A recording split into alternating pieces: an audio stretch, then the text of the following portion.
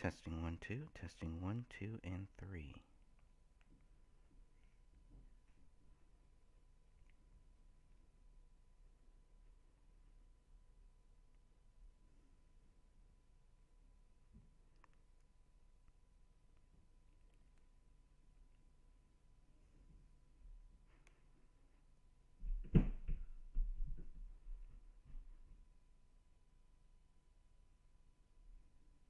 Looks like we are live.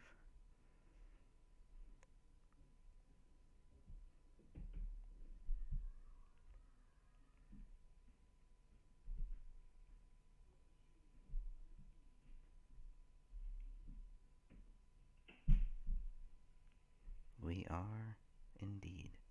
Okay, was checking to make sure. Going to be going over some of the extras, some of the extra things that were not put into the book, The Gray Stage.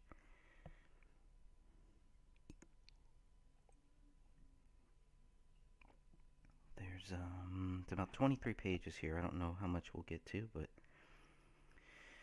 we'll get to as much of it as we can in the next hour. I want to thank everybody joining in the chat room right now. I know it's a little early. Today is February 5th, 2020. So far it's been a good year, and I hope it stays that way. So let's go through this. We'll start at page 1 of 23 here.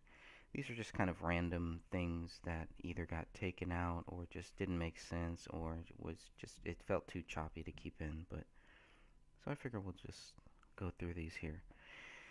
Alright, investigators spent close to a year looking for evidence to support their allegations against a Minnesota filmmaker and combat veteran. What began as suspicious deaths evolved into a Minnesota murder mystery. Was David the protagonist or the antagonist? And that's always been... sorry, I'm going to turn this up here. Hopefully the volume doesn't change too much. But that's always been a big thing, is we were always told that David was the bad guy in this story, but I think a lot of people are not so sure. I want to say hi to everybody joining us in the chat as well. Appreciate that. Sometimes we catch people from other countries because we usually do these shows at night, and obviously it's the morning time here in the Bay Area, San Francisco. Alright, this was a person that was not thinking clearly, Apple Valley Police Captain John Reichkuhl told Fox 9 investigator Tom Lydon. David's mind at that point was deranged. He just was not in a normal state. He wasn't thinking rationally. That's an interesting question, or an interesting statement, I should say, because then it goes back to, okay, what made them think this? Where did this theory that David wasn't thinking rationally, that he was, quote-unquote, deranged, where is this theory coming from? Looking through the 94 pages, looking through the 800, almost 900 pages of BCA data, I don't see anything in there that would make me think that David was deranged or that he wasn't thinking rationally. And I mean that because based on what the investigators say, their own documents, their own words, their own notes, where is this part about him being deranged or not thinking rationally and not in a normal state? Hey, good morning to Michaela. Thanks for joining me. Just if you want to follow along, if you have any questions, comments, or concerns, I'll try to address those as I go. Hey, Sophia. Long time no chat. Let's see how much of this I can cover in about an hour here. So I've been looking into the allegations against David Crowley for close to 5 years now. When I began looking into this case, my goal was to find evidence of David's guilt. 5 years later, I still haven't found what I'm looking for, just like the U2 song. Good morning, Jennifer Watkins. Appreciate you joining, listening in here, and reading along if you want. Alright, is David guilty because he lived in the house where the crime happened, owned the gun allegedly fired into the living room? I mean, that's basically it. It's because he was there, because it was his house. I mean, that's the basis of their whole theory. Because it's definitely not anything based on the evidence found there.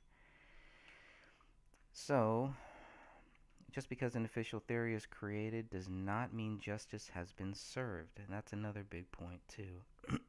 Justice doesn't come by us just closing our eyes, closing our mouths, turning the other way. That's not justice.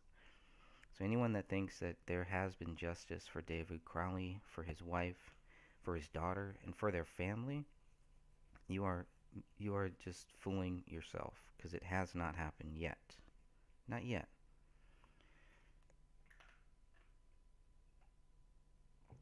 You don't get justice by assuming David is guilty of such a horrific crime.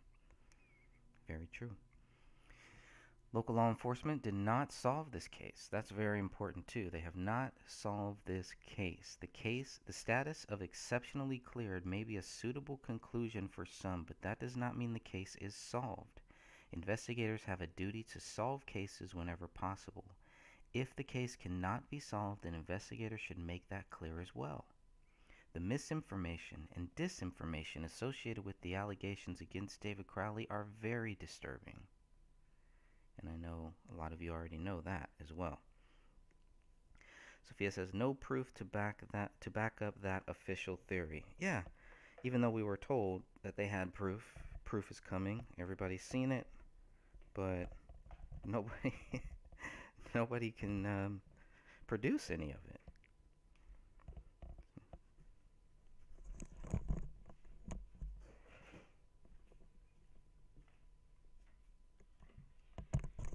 Oh, just grabbing my coffee here as well. I'm not a morning person, not an early bird, but I've been wanting to do this for a while and I just have not had the time.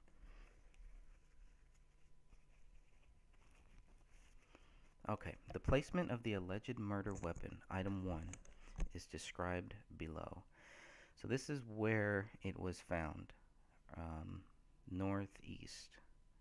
And I've always wanted somebody to kind of help us take this and show us exactly where on that map that we have, on the map that shows where the bodies were.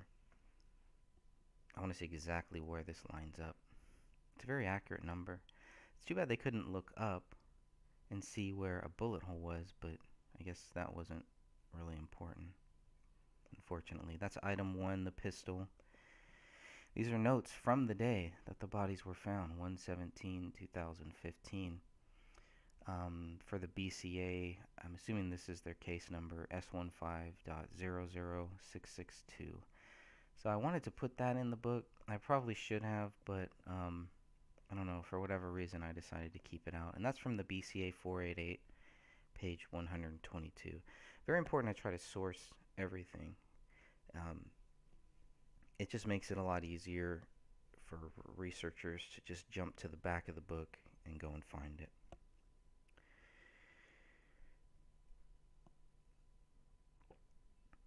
Don't hold your breath, Sophia says. I'm assuming you're saying that for the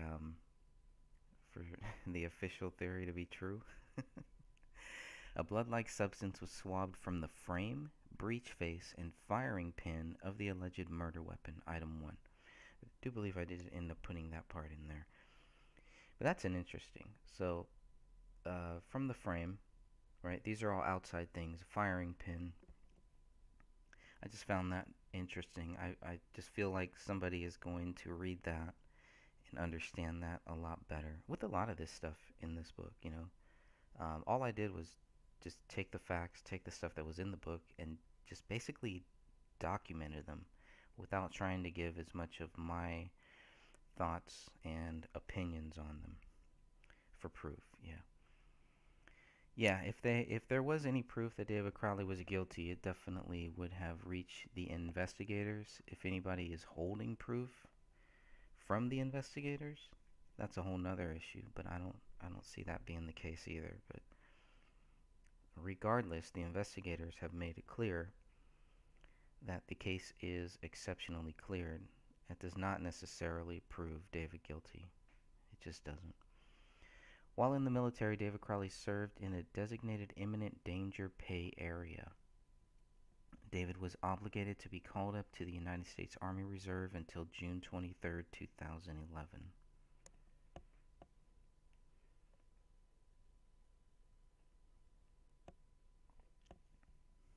So that's really June 23rd, 2011 is really the day that he was, done, completely done, I'm assuming. Didn't have to worry about ever being called back, nothing. Medical records for David, Kamel, and Rania were found somewhere inside the house. That's from BCA 485, page 374. Now, I wrote that down, and that made it into almost to the final draft, but um, the medical records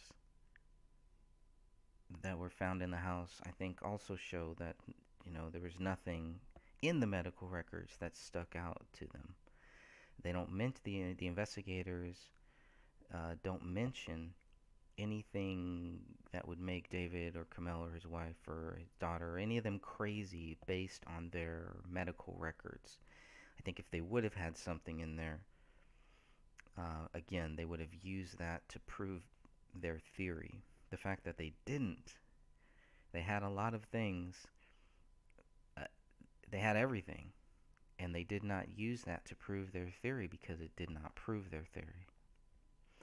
4 prescription bottles with pills inside of each of them were found in a kitchen drawer and photographed on the kitchen counter. That's another big point there. I guess I didn't. Oh, there's the image there. This is image BCA 5157, and you can see them in the right-hand corner here.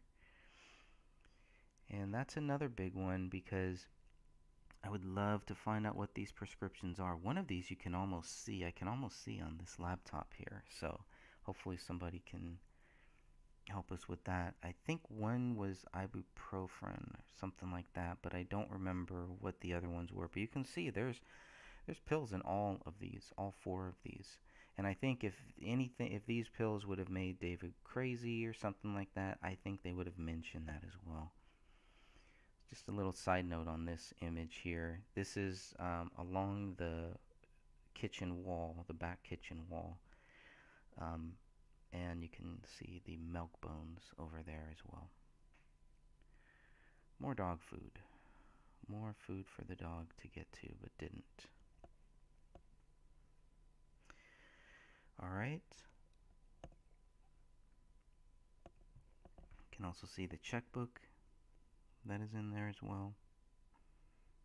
Used. I believe it's only in David's name. I don't know if there is one in Kamel's name. I haven't seen one. The coffee, that was a big issue too. I'm still interested in how old the coffee was on the kitchen counter. Let's see. Okay, then I have a list here, just a snapshot. This is from the BCA notes, BCA 488, and this just shows the BCA agents that were at the crime scene. So I ended up taking that out too as well. Sophia says ibuprofen showed up in Kamel's toxicology screen, but not pot. Yeah, and there's 4 of them there. So question is, how many were hers? How many were David's? How many were possibly Rania's? How many were for the dog?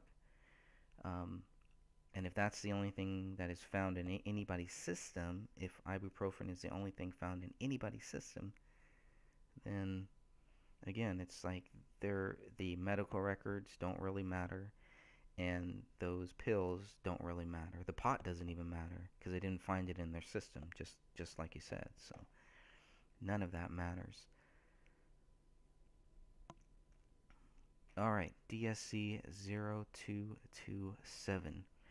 DSC 0227 is an image taken in David's office bedroom. The note page with words, "Where there are lies, there are liars," and "Dear any American," most likely came from the notepad labeled as Item 41.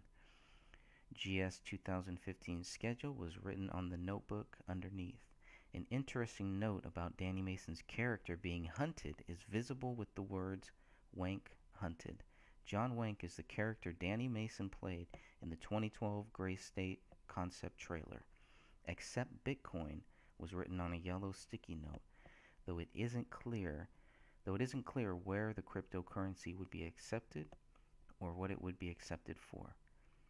Underneath the notebook was a piece of paper.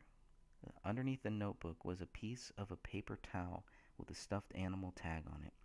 The tag was for a Cuddlekins ring-tailored lemur. The tag probably belonged to the white-colored stuffed animal remains found in the living room floor.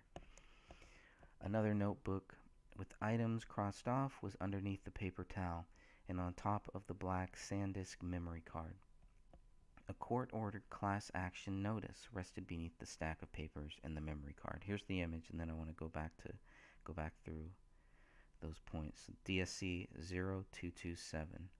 Just a lot here. On the surface, might not seem like that much, and maybe it's not. Maybe there isn't really that much to it, but there's a lot going on here. Sophia says regarding the pills, how many were even valid and being used? Yeah, that's a good question too. I don't know.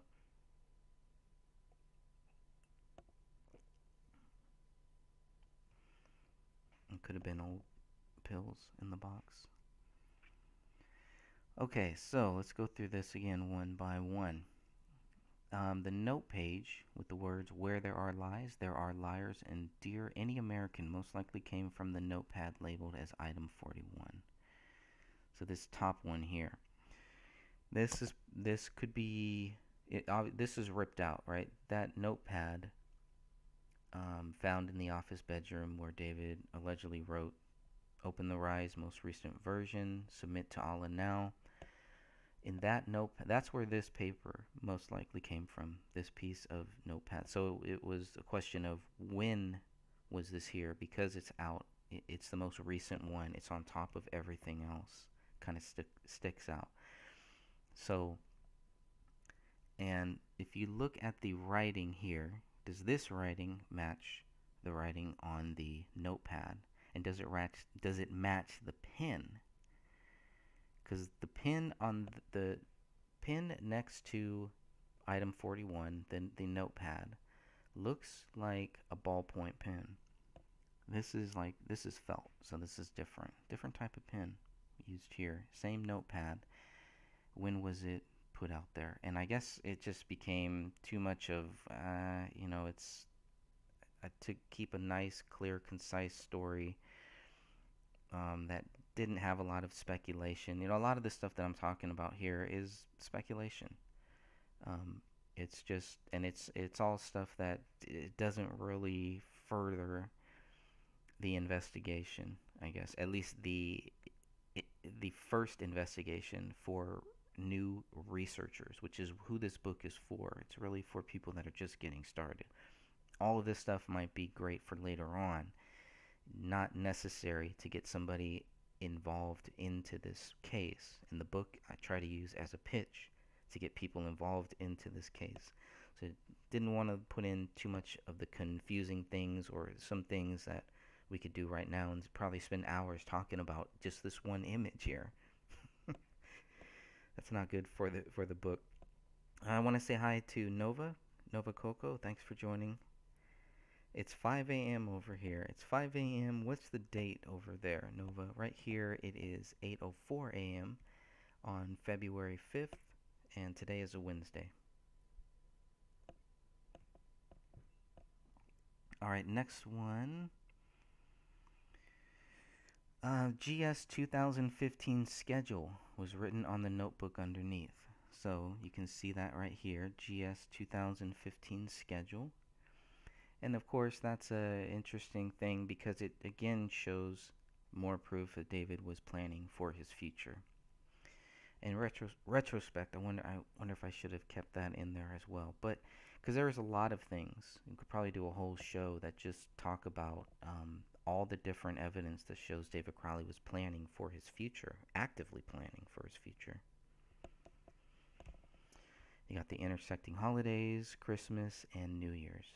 So even though they've made a big deal that David was not going to his family's gatherings for Thanksgiving or Christmas or even New Year's, this shows that he had plans for 2015, plans for Gray State 2015.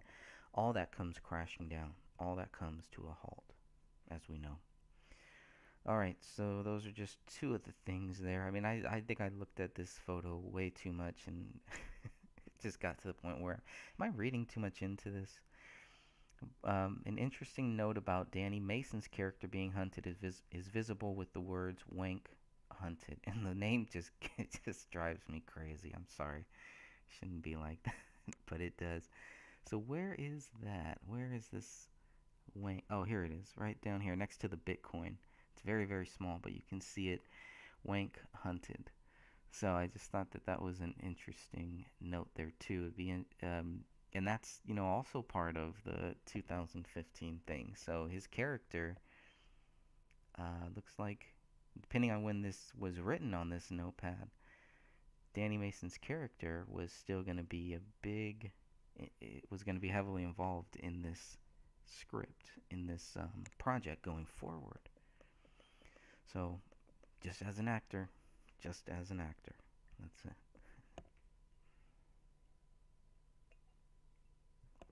Now here's one. Accept Bitcoin was written on a yellow sticky notepad, though it isn't clear where the cryptocurrency would be accepted or what it would be accepted for. I mean, it's just a lot of, I'm like, I'm thinking way too deeply into it. Accept Bitcoin. It's just on a notepad. It's just like a note, a mental note, but on paper. Staying away from the digital world, apparently. I don't know. But it was like, okay, accept Bitcoin, because Bitcoin cryptocurrency was a big thing back then. It was still new, but it was a really big deal. And it's, I don't know, from what I hear now, it's kind of fading out and, yeah, slowing down, I guess. But I don't know. I'm not really into the Bitcoin thing or the cryptocurrency, but it's interesting because I know a lot of the people that he was surrounding himself with were, and that was supposed to be the next wave of the future. When you talk about Bitcoin, it's almost like we're talking about a digital currency, and then it gets into the mark of the beast, and I could go on and on and on for that. So I'm glad I held back a little bit there, at least on that section. But I was always curious if David owned Bitcoin, and I remember we talked about this a long time ago. So if anybody remembers, if anything was ever found, did David own any Bitcoin, any cryptocurrency? Because that could be a motive too. There's a lot there. So that would be interesting. Obviously, if he is accepting Bitcoin, what is he accepting it for? Who is going to be donating to this Bitcoin thing? It gets into that whole thing. So I think at some point I was just like, all right, I'm just getting rid of that. We'll put it in the chapter notes and nonsense and save it for later. Okay, what else? Okay, underneath that notebook was a piece of a paper towel with a stuffed animal tag on it. Stuffed animal tag on top. Okay, so the paper towel. Again, you'll see a lot of paper towels in this house. Paper towels are everywhere, but this is just a weird place for a paper towel to just be. And again, it doesn't have to mean anything, but it's it's interesting that where the paper towel is, where this stuff is all set out. It's like laid out perfectly, and this is in the office bedroom where this image is. DSC 0227, worth looking at. Um, an interesting number too.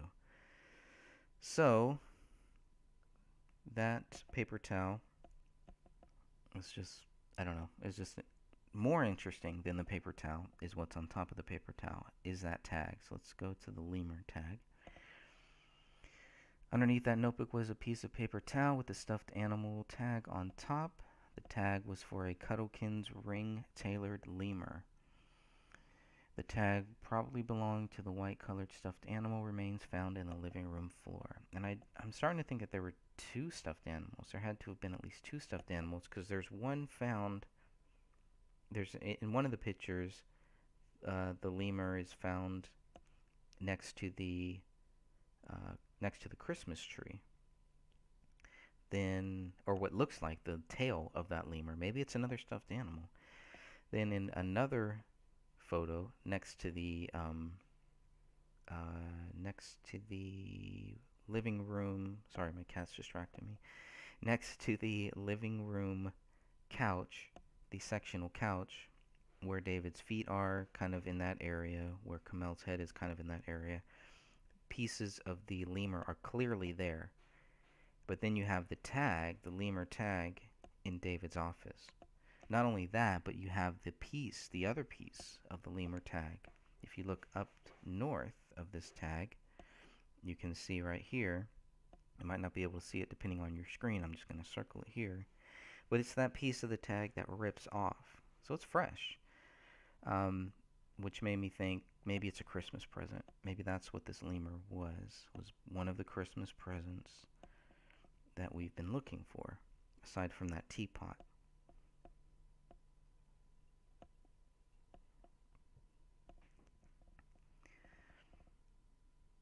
But it's clearly a lemur. You can clearly see exactly what it is there.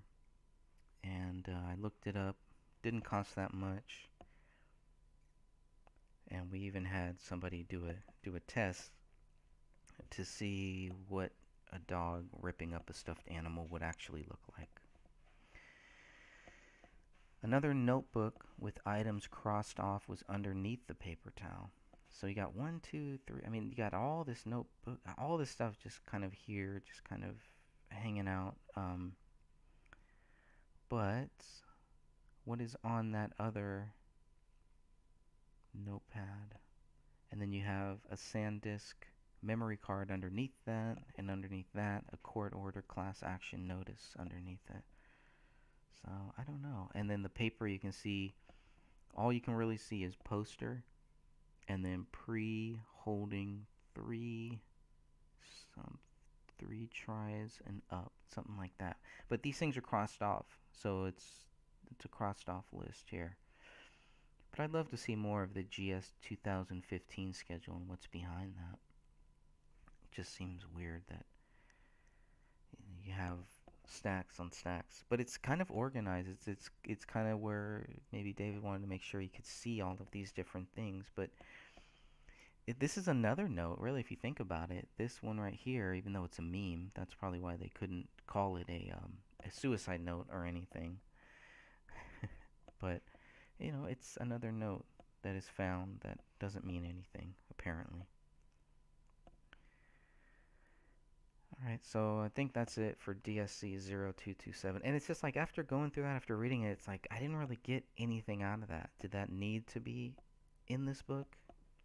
Was it better to be left out? It's just, there's already enough weird things, already enough strange things going on. So let's go down to the basement.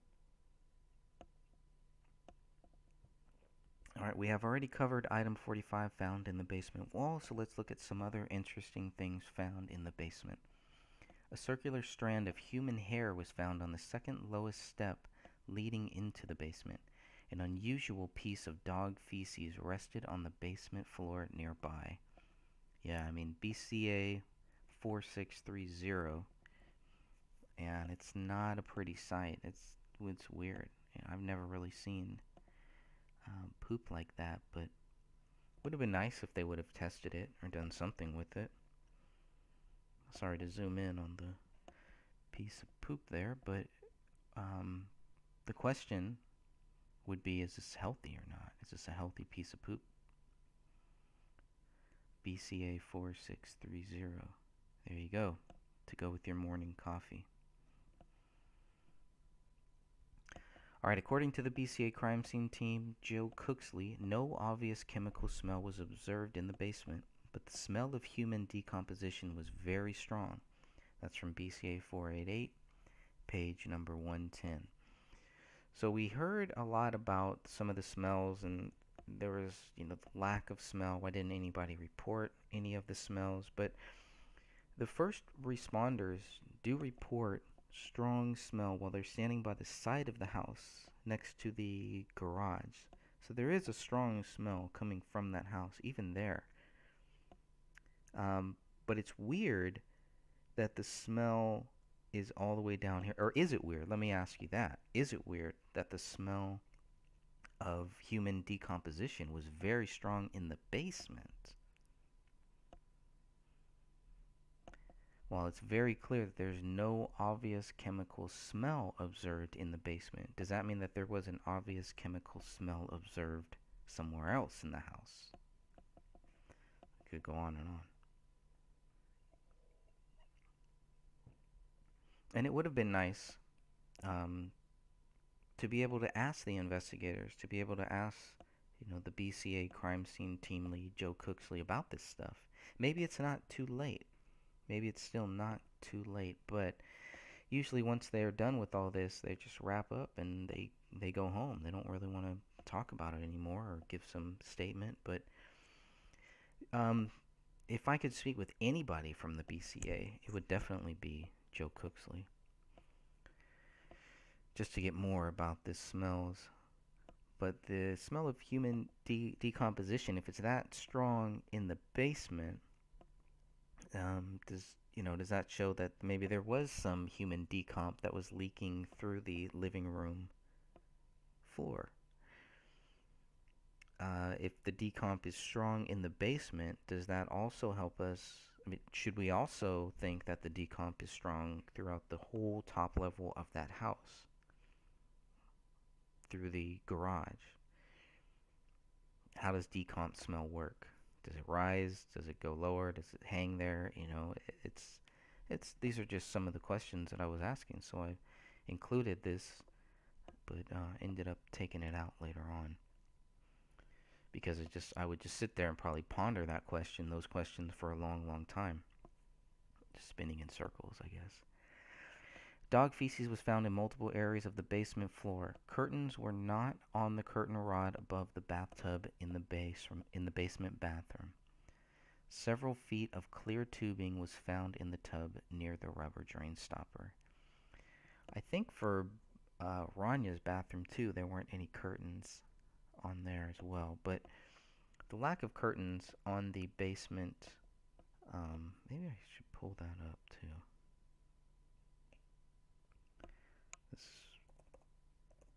That's kind of what I didn't want to do. Just wanted to read through that, but got a little time.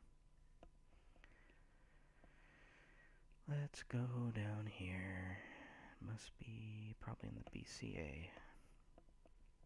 Only going to do that with this image.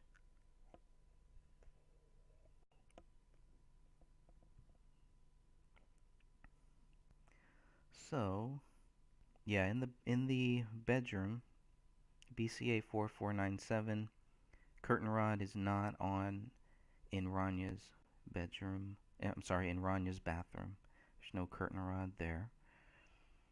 There is a curtain rod in the master bedroom. And I know this stuff might not mean anything to anyone, but that's okay. I have no problem talking about it. Because I don't know. That's the only way that I'm going to figure out if it means anything to me. So here is BCA 4674. No curtain rod there. So that was just the only thing I wanted to show, just to kind of coincide with what I was saying here. Right.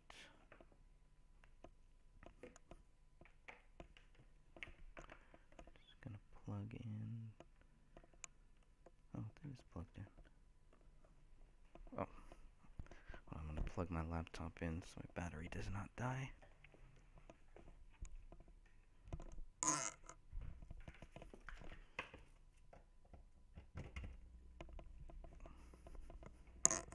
Alright, let's keep going through this. So we got that. Several feet of clear tubing was found in the tub near the rubber drain stopper. Another interesting one that you can just spend a lot of time thinking about this here. Okay, first of all, the bathtub is dirty, really dirty. You got this tubing that's just there. It's just hanging out there. And maybe, I think, for a nebulizer. And the other option was maybe for a fish tank. There was a fish tank in that basement at one point. I have seen a photo of that. The other thing is that there's the stopper in there as well. So that was another thing that kind of stuck out, is the stopper is just there, but it's dirty. It's really dirty. So I don't know if this was newly installed. How long does it take to create a new bathroom? Because that's what David did. He built this bathroom in his basement, and there's still work to be done. You can see that here in this next image. But if you want to go check that one out, that's BCA 4676. Lots of discussion on that one. So that's why it probably got this far and was just cut out, because I didn't spend a lot of time in the basement and I didn't know where to actually put this one here, so it just fell by the wayside. The bathroom toilet lid was open with very little water inside. The toilet seat looked clean, and a clear plastic cup was found nearby. David made his own styrofoam pieces for insulation against the bathroom wall. That's BCA 4678. So here is that cup. There's a plastic cup right next to every bathroom. In every bathroom. I think in Ranya's bathroom there's one in the trash, but in the other two there's this cup here. There's just a plastic cup. I don't know. Just seemed weird to me. Seemed weird, almost like a sign of some type. One of the prevailing theories, and one of the ones that I take very seriously, is that the Crowleys were in a hostage situation in their own home. I think that's highly possible. Highly possible. Even possibly from as early as October. Yeah, it sounds crazy, but you just never know. So, the styrofoam back here, you can see he made his own styrofoam. That's what these round pieces are here as well. There's a few on the side here. There was a bucket in the basement on the other side of this wall, and so that's probably where it came from. But it just always struck me as odd that there would just be this cup next to each toilet. I don't know. I don't know anybody who keeps a cup next to their toilet. So that really threw me off.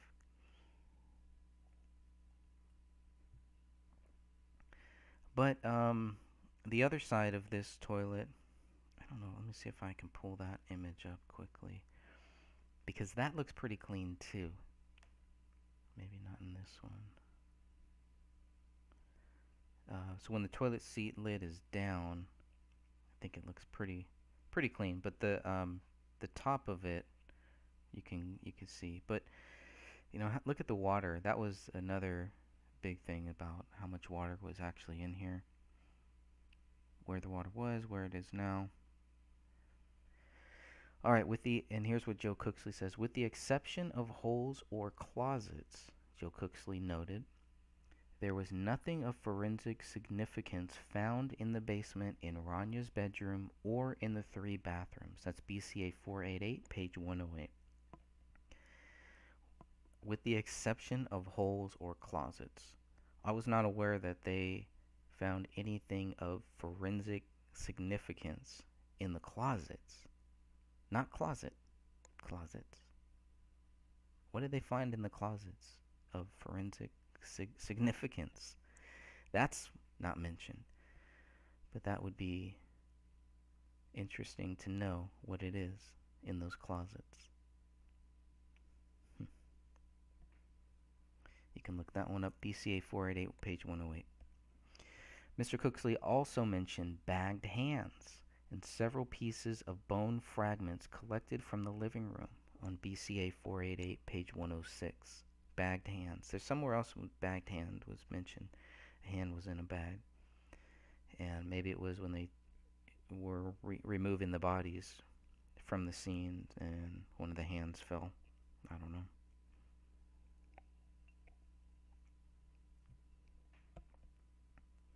Bone fragments found next to David and Kamel were labeled as item 039 and item 040. Not to be confused with the other item, the items 39 and 40. That's separately.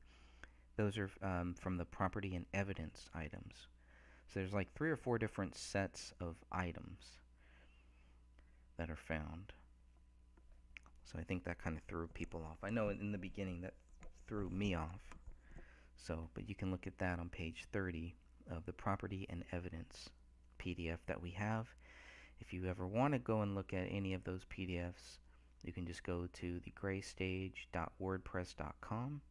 Right on the main page, just scroll down to the bottom and you'll see all the documents, all of the files, access to everything that we have. Hopefully I didn't miss anything this time.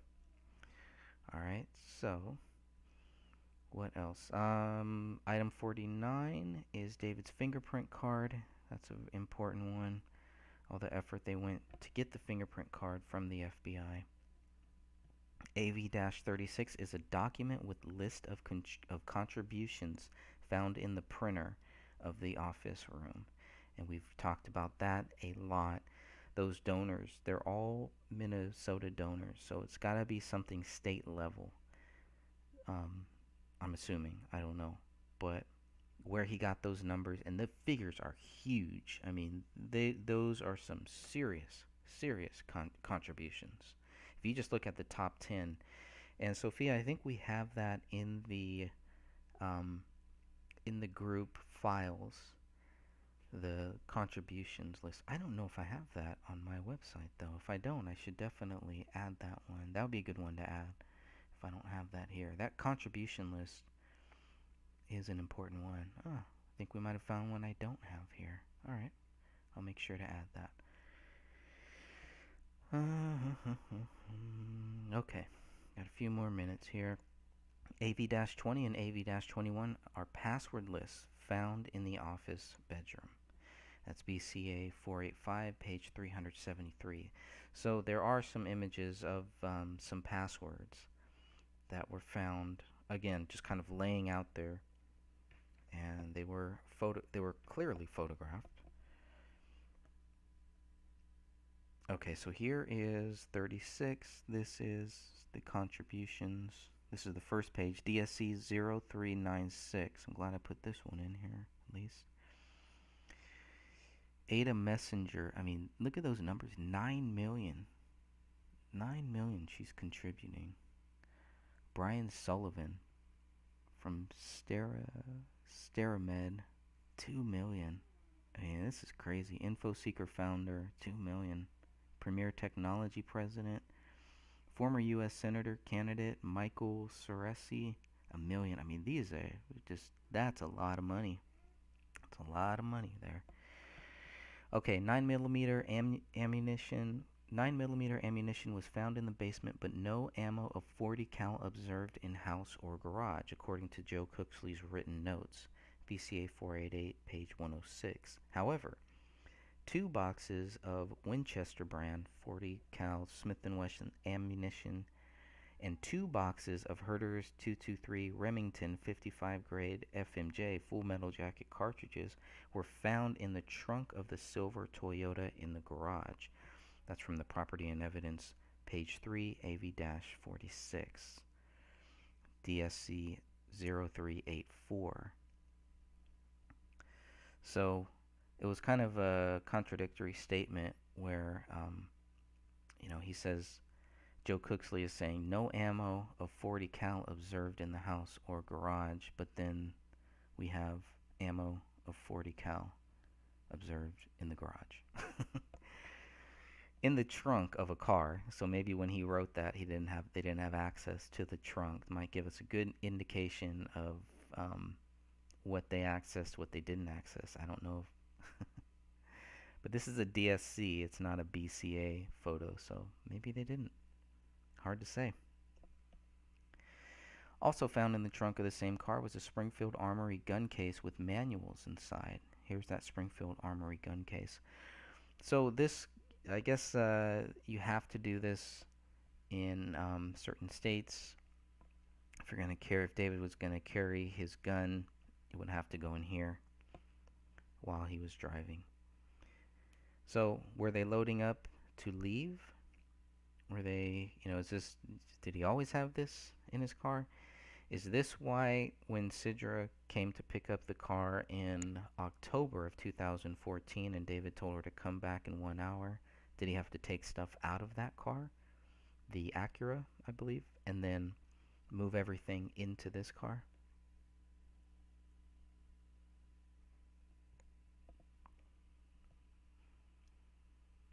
That's DSC 0386. All right, and then we have the list here that, again, when I first read this, it threw me off because the times did not really add up. But this is a list of everybody in the house. Uh, this was taken by, I believe, Chris Booth, but I believe that was his name, of the AVPD, the same guy who took the dog out of the house, CSO Booth. Hope I'm saying that right. But he basically took a list of everybody who went in and out of the house, what times. So there's that whole list. So if you ever want to know who was in there, here it is. By this one, the one that threw me off, two that threw me off, because it didn't make sense. Obviously, Greg Dahlstrom should have been in the house, I would think, but he doesn't have an entry time, just an exit time. And Officer Tara Becker, same thing. So maybe they were already in there. Maybe they were in the house. I don't know. But you have these that can help with the times and the dates to show who was in there at what time. We have not only the BCA, the AVPD, but we also have two deputy sheriffs, Brian Olson and Thomas Jacobson, which we haven't really heard much from. So they would probably be good people to reach out to as well. They weren't in there till very late. So this says 1:52, and I'm assuming that's 1:52 January 18th, and they stayed till 4:15 a.m. With a lot of the investigators also did that, but Sean McKnight was one of the last people to stay there as well. So I don't know. That was just another interesting tidbit there. Another thing that I included in the Notes and Nonsense chapter is the layout of the house.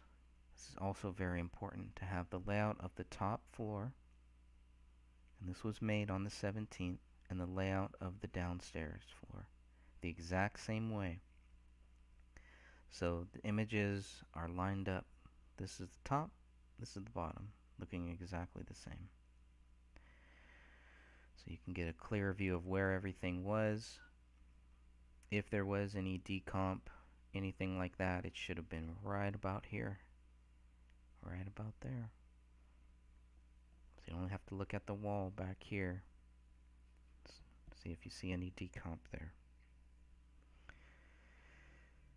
Going all the way back to the laundry room, another closet. So still curious about the closet, the forensic significance of the closet. But then we go down here, another image. This was taken on, looks like 119 at this point, when this was created.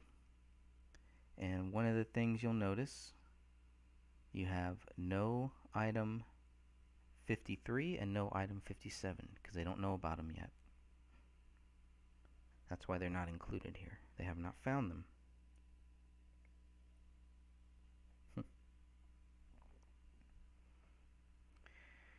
And there's no indication where. Item 53 has got to be somewhere in this area, and they miss it. They have to come back 2 days later and find it, only because the cleaners tell them about this bullet that rolled out of the carpet while they were picking the carpet up.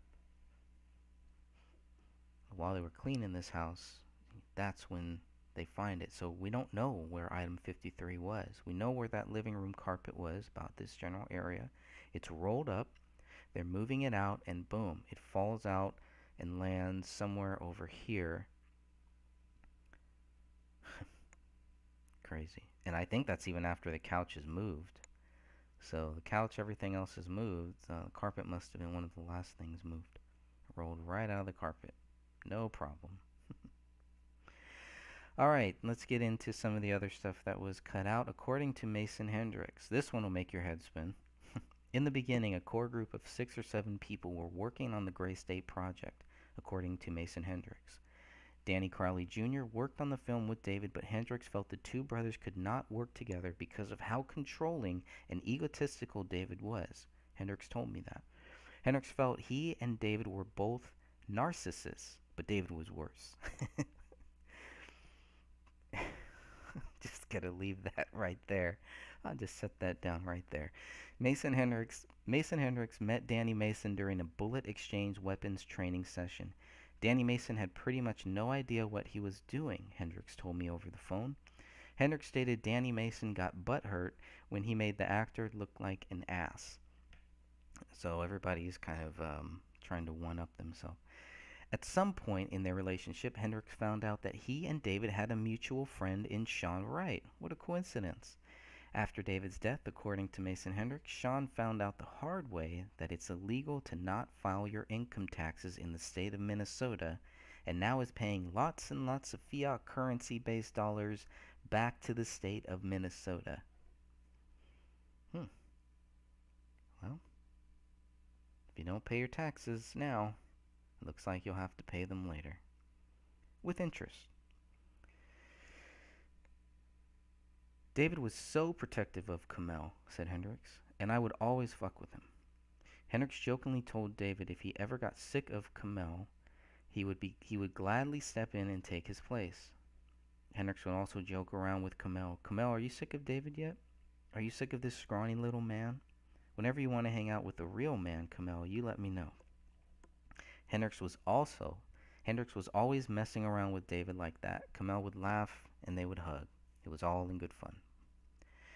Regarding the bodies of David, Kamel, and Rania, and because of what the dog did, Hendricks stated, nobody actually knows how they were laid out. Hendricks believed David was controlling Kamel and became a domestic abuser, but not a physical abuser. Nice guy. Regarding the Gray State storyline, I asked Mason Hendricks how the script was supposed to end. Eventually, I did get somewhat of an answer. Hendricks first told me how the movie began. It starts out somewhere overseas. The viewer is instantly thrown into the script with little character development or background information given. An angry female FBI agent was also to play a huge role in the last version of Gray State, according to Hendricks. Hendricks also claimed David wanted to add more of a spiritual element to Gray State, basically taking stuff from all sorts of different religions. All of us thought that was really stupid, said Hendricks, because you basically would be deleting a gigantic base of your core, and then you're also creating a story that is so fucking large that there's no way in hell you would be able to do it into a movie. Which then led to the talks and the ideas of possibly doing like a mini-series. So there you have it. So even Hendricks was aware of this mini-series idea. From his own words. Straight out of the... Okay, David Kirk West is the one Hendricks credits for getting David somewhat back on track with sticking to the original concept for Gray State. The concept had changed. By this point, you could tell a lot of things had changed. Additionally, according to Mason Hendricks, David's dad might own or be part of an excess of 20-some patents. Hendricks described David's dad as humble and one of the most brilliant people you would ever meet. If you know what sputtering is, part of the reason why your lovely iPhone is so strong is because of technology that he created. Like with how the glass no longer shatters and all these other things, he's done very, very well for himself financially. Hendricks is talking about David's dad here. He started from a garage, creating his own little trinkets, and now has products and... Let me start that again. He started from a garage, creating his own little trinkets, and now his products are the most innovative in the realm of glass tempering, and a whole lot of other things in the world. And his patents are all sought after. I'm going to read that one more time just for my own sake. He started from a garage creating his own little trinkets, and now his products are the most innovative in the realm of glass tempering and a whole lot of other things in the world. And his patents are all sought after.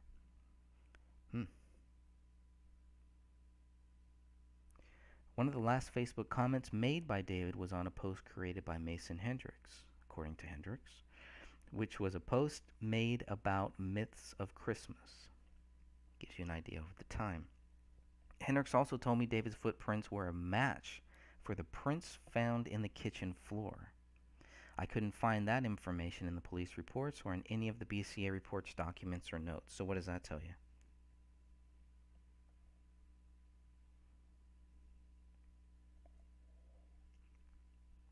Oh, here we go. Kenneth Maines.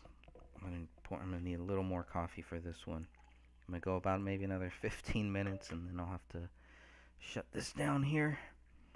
The main event. For me, it is always about the truth, no matter where that truth leads me. That's Kenneth Maines. Kenneth Maines was hired by Dan Hennon to give consultation about the allegations against David Crowley. On May 30th, 2019, Kenneth Maines sent Dan his full report. I want to stress, Maines explains to Dan in the report, that the conclusion of which I came up with are my opinion. I looked at the documents as an unbiased observer of facts in order to come up with the conclusion. Kenneth Maines had one investigative task. He had one job.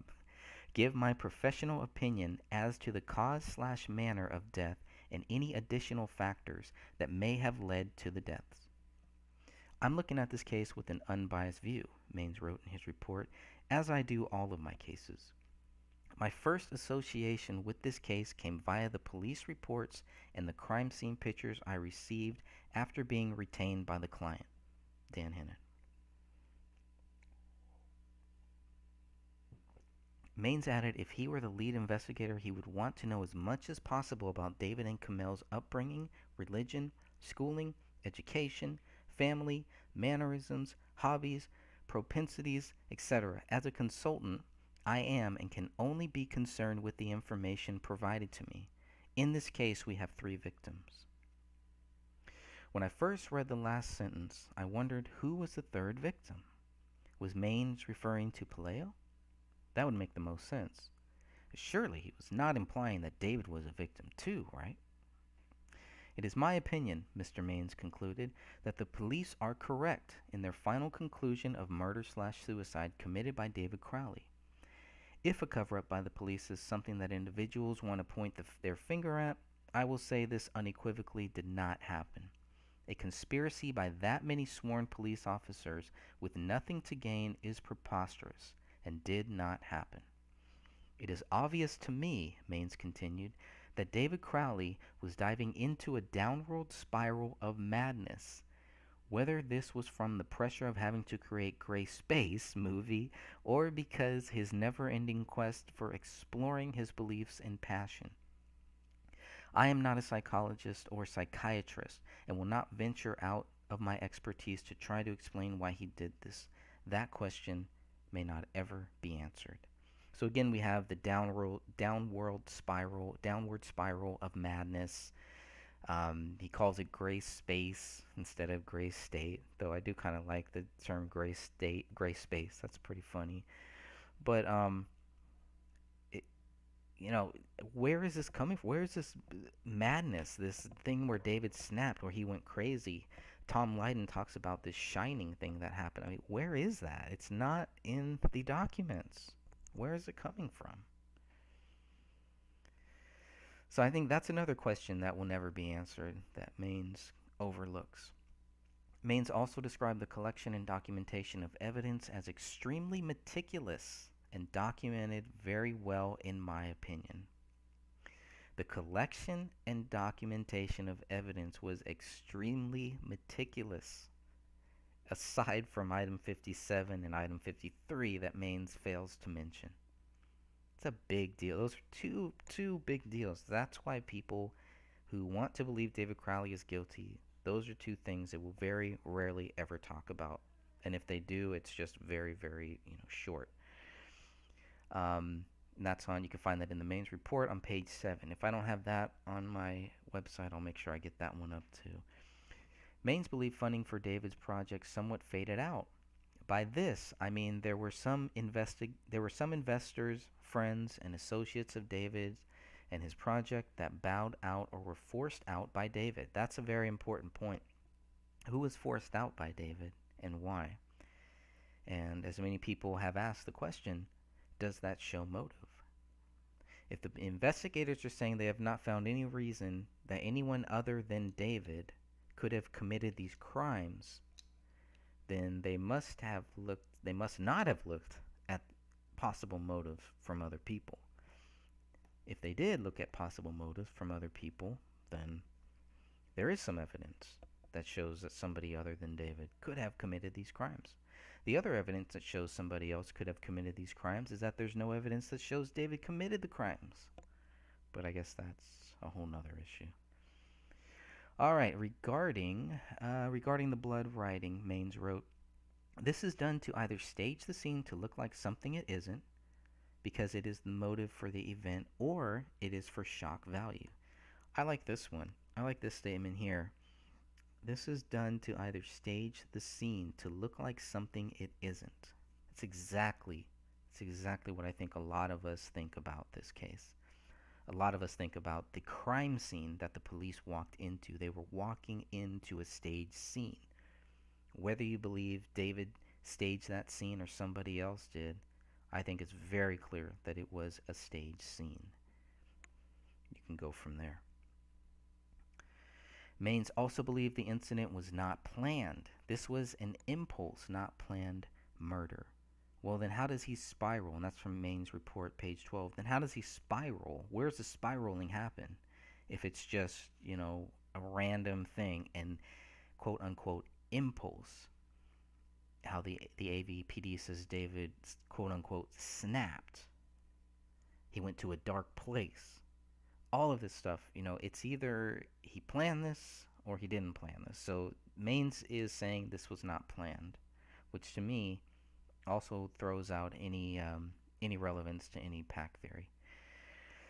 So you can read the full Maines report. Dan has covered it. We've done a couple videos on it, and I think before you watch those videos or anything, I do think it's always best to read the documents for yourself first, then kind of go with that, and then you can hear what other people say. But I tend to think the best way is to read it for yourself first, so you're not influenced by anybody else's views or thoughts. I know that's not always possible, and sometimes with time, and you just want to get down to the nitty-gritty. So people like Dan try to make it as easy for you to do that without adding in his own commentary, etc., etc. Especially with this video, I think the video Dan made explaining the results from Kenneth Maine were very good, so it's definitely worth watching. All right, I think this is the last one here. Fair trade with Danny Mason. Then there was a time when Danny August Mason wanted to debate Dan Hinnon and myself. You can read Danny Mason's post and all of these subsequent comments by members of the Justice for David Crowley and Family Facebook group.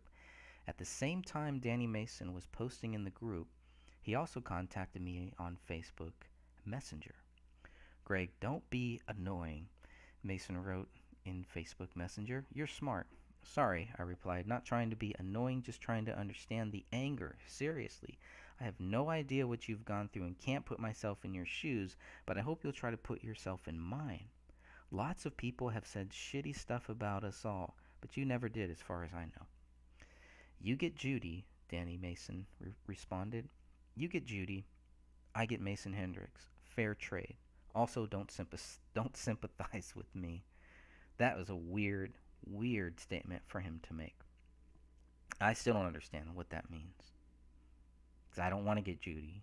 I don't want nothing with Judy. And I definitely don't want him to get Danny or to get Mason Hendricks. I don't know what he's talking about. Very strange comment. One of the strangest comments from him. Several times during my Facebook conversations with Danny Mason, I asked for evidence of David's guilt. I was not surprised when Danny Mason failed to answer the simple question. Danny Mason called me the irony of Gray State, and I felt the same way about him. Mr. Mason then criticized my debating skills as if we were already debating and I was losing. After all, he took debate class and I did not.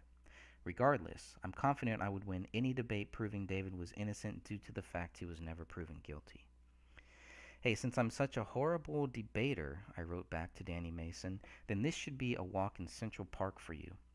It will be recorded, and then you can show everyone, including those you want to pitch Gray State to, how great your debating skills are. See you then. The pact. Danny Mason also believed there was a pact between David and Kamel to kill their daughter and kill themselves. Kamel and David made a pact, Danny Mason wrote in the Justice for David Crowley and Family Facebook group. They didn't consider their daughter Rainey, Rania, who was a daughter to me. I hold a grudge because of that. She was 5, Danny Mason continued, and didn't have a choice. So push the buttons, but when it comes to Ronnie, I'll get very heated because she didn't have a choice. The pact theory also goes against the official theory, the official story, the official narrative. Mr. Mason can believe whatever he wants, but if there was a pact between David and Kamel to kill themselves and their daughter, that would make this case a double suicide murder. A pact theory would not explain why Kamel was shot twice, or why she would agree to use her blood to write Allahu Akbar on the wall. If there was a pact, then the type note on the living room kitchen island would have said, "We have always loved you all with all of our hearts," instead of "I have always loved you all with all of my heart."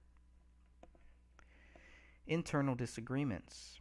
Within the Gray State team, there were some internal issues. For example, when Danny Mason posted images of himself as the main character of Gray State with Joe Biggs and Elvis, Mason Hendricks was not happy. Hendricks made an offhanded comment about serving Danny Mason's head on a platter to me if Danny kept up his shenanigans. Clear threat. I was not sure how I would have interpreted that comment, so I didn't pay it much attention at the time. Be clear, I don't want anybody's head on any platter. I'm okay. I'm on a strict diet. Another incident we know of is when the following post was made by one of the admins of the Gray State The Rise Facebook page. Here you go, everyone. David's last edit of the 3rd Gray State trailer. I feel the latest info put out by some admins was misleading and am trying to get some sort of control of the chaos. You're welcome, Sean Wright. As of this writing, the Gray State YouTube channel is still a monetized channel. So every time you watch videos on the Gray State channel, you're supporting people who believe David is guilty. You're welcome. I do not understand why people who believe David murdered his family and committed suicide would want to move forward with the Gray State project, especially those who thought Gray State contributed to the filmmaker's downfall. In order to believe David was guilty, you would have to agree that David wrote Allahu Akbar in his wife's blood on the living room wall. Why would anyone support someone who would do that? Think about it. A guy allegedly murders his 5-year-old child, and it's still appropriate to finish his work? On September 11, 2016, Danny Mason posted a new concept trailer. That's the one that Sean Wright was talking about, I believe. The Gray State will rise. We have cut a new teaser with footage that was never used, but we have much bigger plans in the works. Details coming soon. More evidence, Danny Mason moving forward after David's death with the project that David cut Danny Mason out of. Moto. Then on September 13, 2016, an admin for the Gray State page clarified their future intentions, ignoring the facts that many Gray State fans believe David was murdered. It is definitely something we had to spend a lot of time figuring out. We needed time to regroup, work on other projects before coming to the decision to push forward, and we will. No, you won't. Not if we have anything to say about it. You won't. One of the more humorous comments made by an admin of the Gray State The Rise Facebook page came after someone asked, "Where can I get the Gray State film?"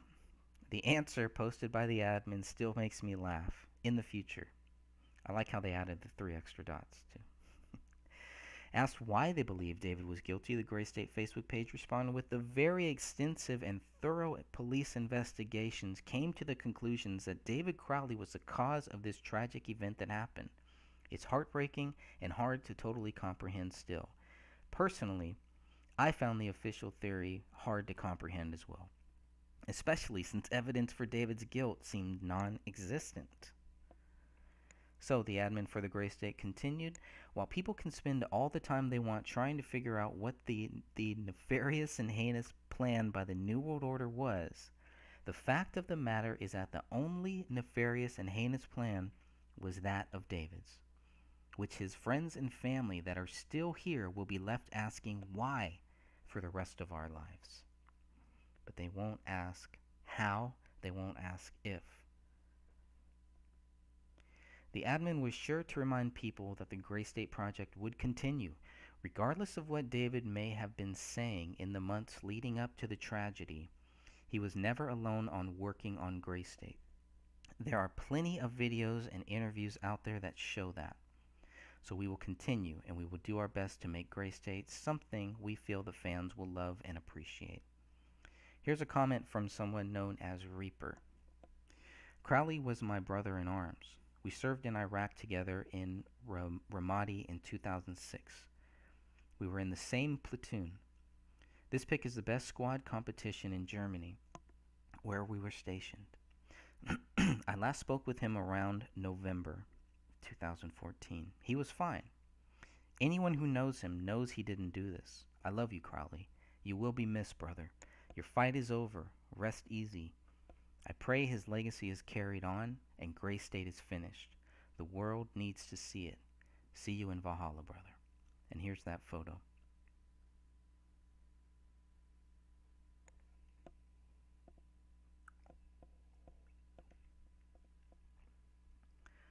Okay. Almost done. Spirituality. Danny Mason stated he and David never talked about Christianity, Muslims, or Islamic beliefs. If anything, Detective Tommy Booth reported, Mr. Mason thought that they may be atheists. That's AVPD Police Reports, page 31. Mitch Heil and David also never talked about Christianity or religion. Heil stated Kamel converted to Christianity so she and David could get married. According to Detective Tommy Booth, he stated that Kamel had given up her Muslim status for David and knew that her family was not happy about it. AVPD Reports, page 34. Mason Hendricks once stated he and David talked a lot about Norse mythology, Greek mythology, Islam, Christianity, you name it. So David is talking with Mason Hendricks about all this stuff, but nobody else. According to Alec Wilkinson's article, The New Yorker, on October 30th, 2014, David wrote, Kamel got raptured today. She's still here. The New Yorker magazine, April 10th, 2017, page 26. David held Kamel as she explained there was something wrong, according to Alec Wilkinson's article. Wilkinson reported what David said in a phone recording about the incident. Something about, David recounted, do not fear, sweet body, for we have felt this pain together. Don't worry about the pain, because you do not know how to feel pain, and you will return to the dust and your dark slumber, and I will be gone. Kamel apparently heard an Egyptian woman's scary voice and wondered if David had heard the voice as well. I have my mission, the voice told Kamel. I've warned you. I want you. Please come with me. Please come with me. Your place won't come to me. There's nothing left here. This is what rapture is, Kamel said to David. Later that same day, David reminded Kamel of some of the other things the voice said through her. You said you'd come from very far to find me, and Ronnie and I need to come with you, and there's not much time. The primary emotion was that of like desperate love, like hopeless love. And on some level, your soul has committed to mine, and we're going to go somewhere, and Ronnie's coming with. All right. Thank you all for joining me here. Until we meet again, till next time, God bless you all.